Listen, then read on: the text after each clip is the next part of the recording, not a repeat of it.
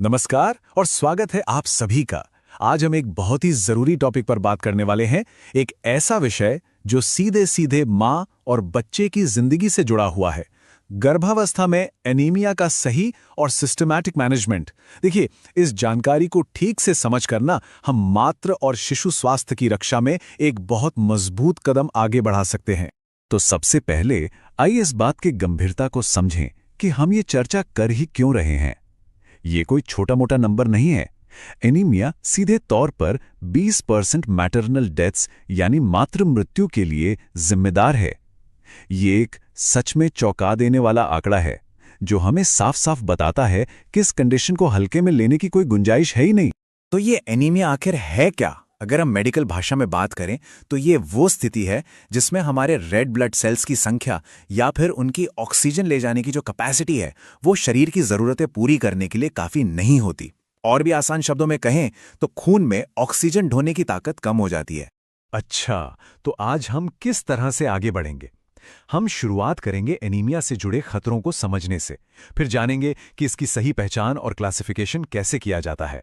इसके बाद हम step by step ANM, medical officer और स्पेशलिस्ट की क्या भूमिकाएं हैं इसे समझेंगे और आखिर में सारी जरूरी बातों को एक साथ समेट लेंगे।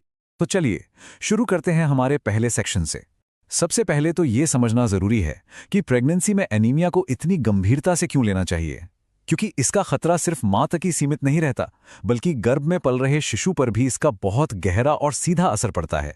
अगर माँ की बात करें तो इसका मतलब है इन्फेक्शन का बढ़ा हुआ खतरा, बहुत ज़्यादा थकान, सांस फूलना जैसी रोज़ की परेशानियां और यहाँ तक कि पोस्टपार्टम डिप्रेशन का खतरा भी बढ़ जाता है। और इसका असर सिर्फ माँ पे ही नहीं रुकता, बच्चे के लिए तो इसके नतीजे और भी खतरनाक हो सकते हैं, जैसे कि प्रीटर्म बर्थ, जन्म के समय वजन का कम होना और दुर्भाग्य से अर्ली इन्फेंट डेथ का रिस्क भी बढ़ जाता है।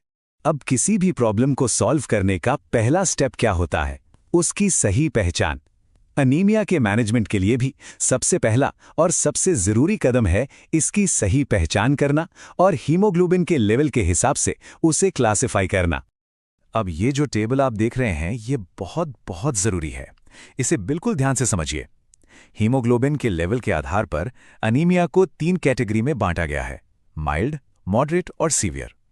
10 से 10.9 ग्राम पर डेसीलीटर माइल्ड है, 7 से 9.9 मॉडरेट और अगर 7 से भी कम है तो वो सीवियर यानी गंभीर एनीमिया माना जाता है। याद रखिए, इलाज का पूरा प्रोटोकॉल इसी क्लासिफिकेशन पर टिका है। तो जब भी कोई गर्भवती महिला जांच के लिए आती है तो इन लक्षणों पर आपको खास नजर रखनी है, जैसे कि बहुत ज्यादा थकान, दिल की धड़कन का तेज होना, थोड़ा चलने पर भी सांस फूलना, चक्कर आना, त्वचा का पीला पड़ना और पैरों में सूजन। ये सब एनीमिया के क्लासिक लक्षण हो सकते हैं। अब बात करते हैं हमारे मैनेजमेंट सिस्टम की सबसे पहली और सबसे मजबूत कड़ी की, यानी हमारी एएनएम्स की भूमिका की। एनीमिया के खिलाफ इस लड़ाई में एएनएम हमारी फर्स्ट लाइन ऑफ डिफेंस है, जो स्क्रीनिंग, मैनेजमेंट और सही टाइम पर रेफर करने में सबसे अहम रोल निभाती हैं। अगर माइल्ड एनीमिया का केस है तो एएनएम के लिए एक बहुत ही सीधा साधा 4 स्टेप का प्रोटोकॉल है। पहला, डाइट की सलाह दें। दूसरा, आयरन फॉलिक एसिड यानी आईएफए की टैबलेट दें। तीसरा, डीवर्मिंग के लिए एल्बेंडाजोल की गोली दें। और चौथा, ठीक 1 महीने बाद हीमोग्लोबिन की दोबारा जांच करें। और ये शायद सबसे जरूरी स्लाइड है। एएनएम को ये साफ तौर पर पता होना चाहिए कि रेड फ्लैग्स क्या हैं, कब मरीज को फौरन मेडिकल ऑफिसर के पास भेजना है। अगर हीमोग्लोबिन 7 से कम है, मरीज को सांस लेने में तकलीफ हो रही है या 1 महीने के इलाज के बाद भी कोई खास सुधार नहीं है तो इंतजार नहीं करना है, तुरंत रेफर करना है। ठीक है, तो जब केस एएनएम से मेडिकल ऑफिसर के पास पहुंचता है तो यहां जिम्मेदारियां थोड़ी और बढ़ जाती हैं। अब मॉडरेट एनीमिया के मैनेजमेंट और ट्रीटमेंट के जरूरी फैसले लेने की बारी एमओ की है। यहां एक बहुत ही महत्वपूर्ण अंतर समझना जरूरी है और वो ये कि मैनेजमेंट इस बात पर निर्भर करता है कि प्रेगनेंसी का कौन सा ट्राइमेस्टर चल रहा है। देखिए, दूसरी तिमाही में जब हमारे पास सुधार के लिए समय होता है तो हम ओरल आयरन से इलाज शुरू कर सकते हैं, लेकिन तीसरी तिमाही में खेल बदल जाता है। डिलीवरी का समय नजदीक है, हमें तेजी से रिजल्ट चाहिए, इसलिए पेरेंटल आयरन यानी इंजेक्शन को प्राथमिकता दी जाती है। और यहीं पर एंट्री होती है पेरेंटल आयरन थेरेपी की, जिसमें आईवी आयरन सुक्रोज एक बहुत ही असरदार औजार है। ये सीधे ब्लड स्ट्रीम में आयरन पहुंचाता है, जिससे ये उन मामलों में बहुत इफेक्टिव हो जाता है जहां हीमोग्लोबिन को तेजी से बढ़ाना हो या जब मरीज ओरल आयरन टॉलरेट नहीं कर पा रहा हो। हाँ, लेकिन इस पावरफुल टूल को इस्तेमाल करते हुए कुछ सावधानियां बरतनी बहुत जरूरी हैं। डोज की सही कैलकुलेशन, इंजेक्शन से 48 घंटे पहले ओरल आयरन को बंद करना, इमरजेंसी दवाएं तैयार रखना और मरीज को कम से कम 30 मिनट तक ऑब्जर्वेशन में रखना, ये सब सेफ्टी प्रोटोकॉल्स हैं। अब हम आते हैं मैनेजमेंट के सबसे ऊंचे लेवल पर, यानी विशेषज्ञ की भूमिका पर। ये वो स्टेज है जहां हालात गंभीर हो चुके होते हैं और एनीमिया जानलेवा बन सकता है। यहां स्पेशलिस्ट द्वारा जीवन रक्षक हस्तक्षेप की जरूरत पड़ती है।